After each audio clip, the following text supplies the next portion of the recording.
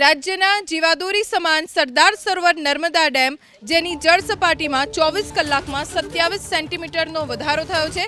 ઉપરવાસમાંથી પાણીની આવક વધી છે। નર્મદા ડેમની સપાટી 135.30 મીટર પર પહોંચી। ડેમની મહત્તમ સપાટી 138.68 મીટરે પહોંચી છે। ઉપરવાસમાંથી 2,65,748 ક્યુસેકની આવક થઈ છે।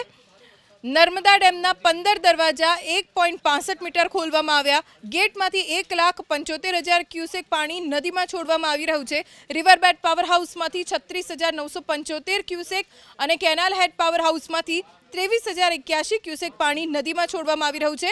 નર્મદા ડેમમાંથી નદીમાં કુલ 2,11,975 ક્યુસેક પાણી છોડાઈ રહ્યું છે। આ સિઝનમાં પહેલી વખત ડેમના 15 દરવાજા ખોલીને પાણી છોડવામાં આવ્યું છે, જેના કારણે નર્મદા નદી કાંઠાના વિસ્તારોના લોકોને એલર્ટ રહેવા માટે કહેવાયું છે।